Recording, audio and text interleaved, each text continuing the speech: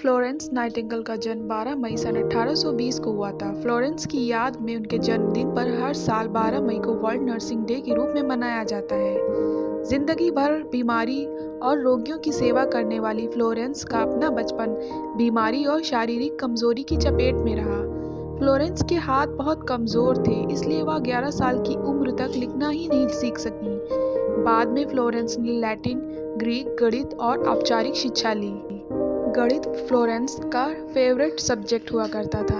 17 साल की उम्र में जब फ्लोरेंस ने अपनी माँ से कहा कि वो आगे गणित पढ़ना चाहती है, तब उनकी माँ ने यह कहकर उनको मना कर दिया कि गणित औरतों के पढ़ने का विषय नहीं होता है। बहुत दिनों तक फैमिली को मनाने के बाद आखिरकार फ्लोरेंस को गणित पढ़ने की इजाज़त मिल गई। 22 साल की उम्र में फ्लोरेंस ने नर्सिंग को अपना कैरियर बनाने का फैसला किया। उन दिनों अच्छे घर की लड़कियां नर्स बनने के बारे में सोचती भी नहीं थी। उस पर से फ्लोरेंस एक अच्छी फैमिली से थी। उनका यह फैसला उनकी फैमिली को पसंद नहीं आया, पर वो अपनी जिद पर अड़ी रही। सन 1854 में ब्रिटेन, फ्रांस और तुर्की ने रूस के खिलाफ युद्ध कर दिया।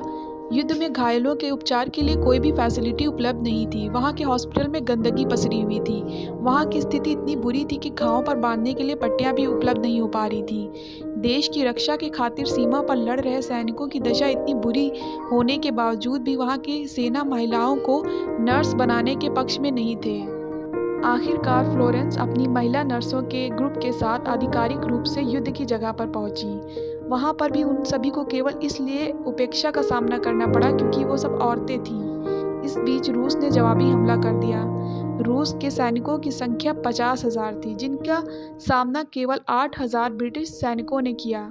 नतीजन 6 घंटों में 2500 ब्रिटिश सैनिक घायल हो गए। अस्पतालों की दशा पहले से भी ज्यादा बुरी हो गई।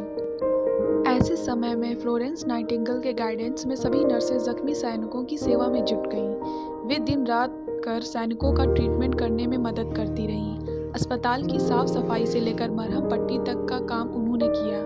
वे मरीजों के लिए खाना भी खुद बनाती थीं। उनके सोने के लिए एक कमरा तक नहीं था। इतनी बुरी कंडीशन में भी वे घायलों की सेवा में जुटी रहीं। अपने गणित का ज्ञान का प्रयोग करते हुए फ्लोरेंस ने जब मृत्यु दर की गणना की तो पता चला कि साफ सफाई पर ध्यान देने से मृत्यु दर 60% कम हो गई है। नाइटिंगेल की सेवा को देखकर सैन्य अधिकारियों का रवैया भी बदल गया। इस मेहनत और समर्पण के लिए फ्लोरेंस सार्वजनिक रूप से सम्मान किया गया और जनता ने धन इकट्ठा करके फ्लोरेंस को पहुंचाया ताकि वो अपना काम लगातार कर सकें। युद्ध खत्म होने के बाद भी वे गंभीर रूप से घायल सैनिकों की सेवा और सेना के अस्पतालों की दशा सुधारने के अपने काम में लगी रहीं। सन 1858 में उनकी काम की सराहना रानी विक्टोरिया और प्रिंस अल्बर्ट ने भी की। सन 1860 में फ्लोरेंस के बहुत सारे मेहनत का सुखद फल आर्मी मेडिकल स्कूल की स्थापना के रूप में मिला। इसी वर्ष में फ्लोरेंस ने नाइटिंगेल ट्रेनिंग स्कूल की स्थापना की। इसी साल फ्लोरेंस ने नोट्स ऑन नर्सिंग नाम की पुस्तक का प्रकाशन किया। यह नर्सिंग कोर्स के लिए लिखी गई वर्ल्ड की पहली बुक थी। रोगियों और दुखियों की सेवा करने वाली फ्लोरेंस खुद भी 1861 में किसी रोग का शिकार हो गई। इसकी वजह से वो 6 सालों तक चल नहीं सकी। फिर भी इस दौरान भी वो एक्टिव बनी रही। वह हॉस्पिटल के डिज़ाइन और मेडिकल इक्विपमेंट को विकसित करने की दिशा में काम करती रहीं और इसके साथ भी उनका लिखने का भी काम चलता रहा। उन्होंने अपनी पूरी ज़िंदगी गरीबों, बीमारों और दुखियों की सेवा में लगा दिया। इसके साथ ही उन्होंने नर्सिंग के काम को समाज में सम्मानजनक जगह दिलवाई।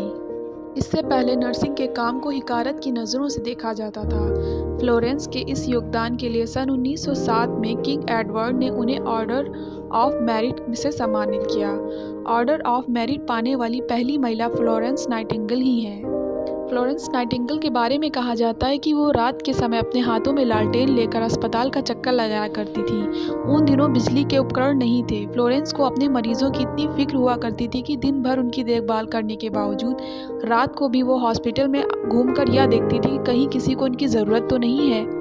फ्लोरेंस की इस पहल से विश्व भर के कई रोगियों को अपनी परेशानियों से निजात मिली और अस्पतालों में नर्सों को सम्मानित दर्जा देने के साथ साथ इस बात पर विश्वास किया जाता है कि रोगी केवल दवाओं से ठीक नहीं होता। उनके स्वस्थ होने में देखभाल का योगदान दवाओं से अधिक होता है। घायलों की सेवा करने वाली फ्लोरेंस को लेडी विद द लैम्प का नाम मिला था और उन्हीं की प्रेरणा से महिलाओं को नर्सिंग क्षेत्र में आने की प्रेरणा मिली। फ्लोरेंस नाइटिंगेल का 90 वर्ष की उम्र में 13 अगस्त 1910 को निधन हो गया।